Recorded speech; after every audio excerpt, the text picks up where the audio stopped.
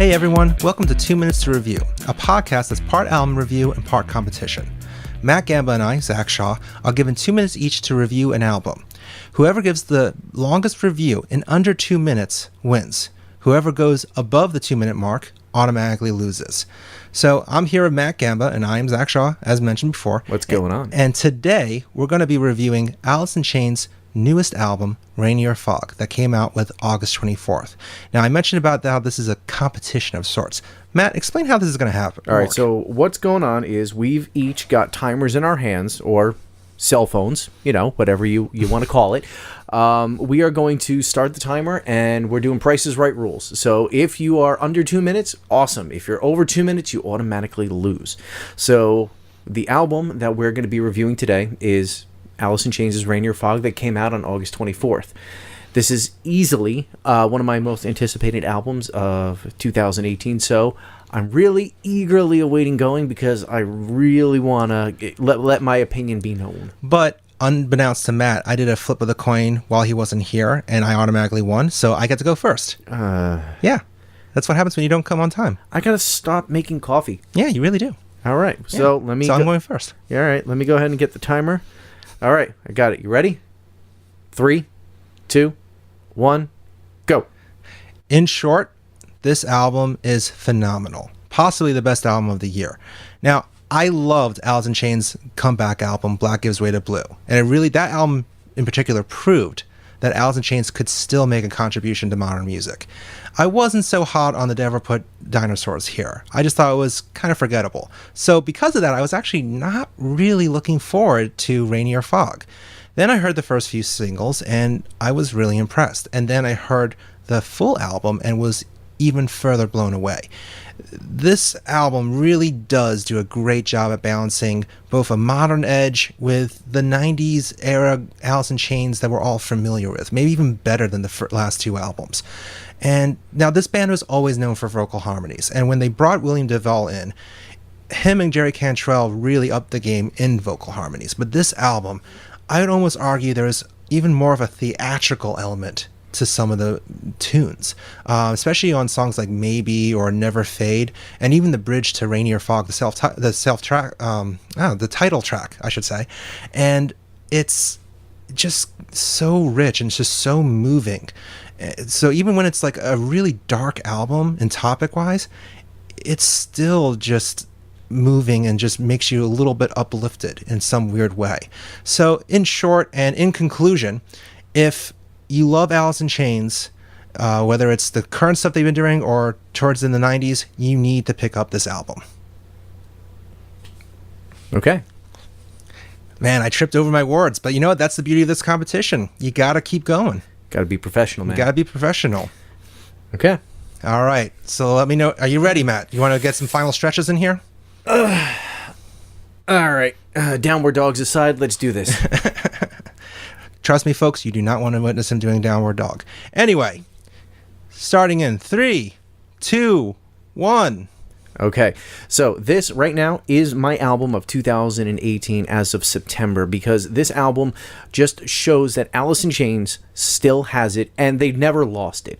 They came back with Black Gives Way to Blue after losing Lane, and it proved that they still had what it took to be a band, and they brought Will in, who's a great replacement for, and I think he's the only one who could have replaced Lane, hindsight.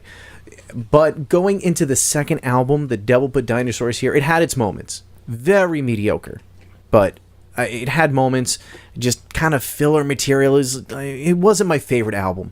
So, kind of like Zach, I wasn't really all that impressed, hearing Alice in Chains put out a new album, just thinking, is it going to be as good as it could potentially be?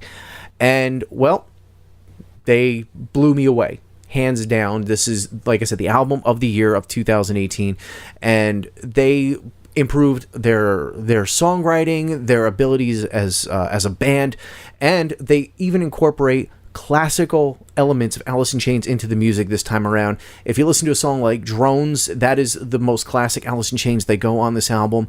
And then listening to the original singles that they put out, So Far Under, Never Fade, and The One You Know, and they're just such great songs. And I mean, this, for me, is the album to beat in 2018. And in conclusion, I'm going to say this is a 9.5 out of 10, and you need to pick this up now.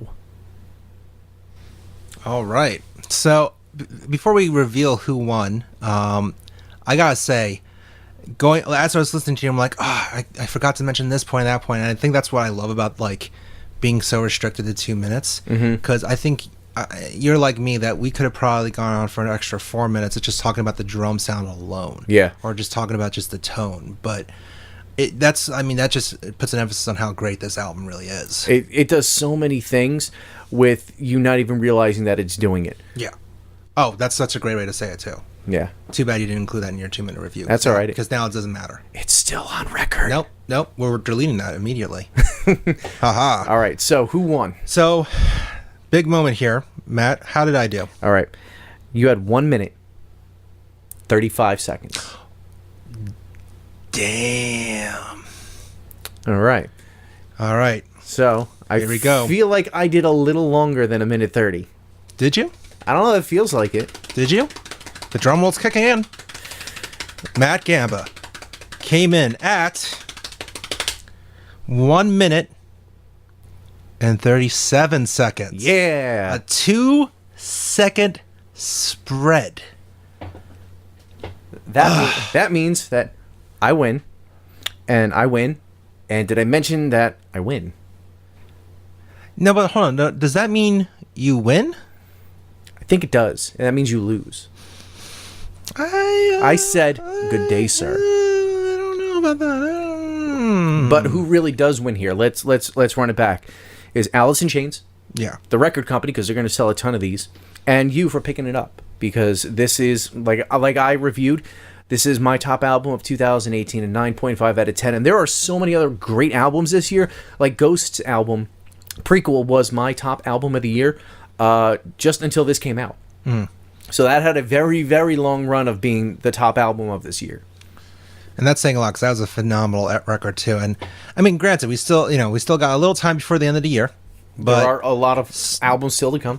But I think it all just speaks so much to how Jerry Cantrell is such a strong songwriter, how the band is just so tight even after so many years and after so much adversity too, that they can still come back and make such a strong record. So definitely pick it up if you haven't already, you silly fools. And we want to know what you thought. Go to Epic Footnote Productions social channels, Facebook, Instagram, and Twitter. Let us know what you think. Were we on the ball of our reviews? Were we totally wrong? Make your voice known. Thanks for tuning in, and we'll be back soon. See you later.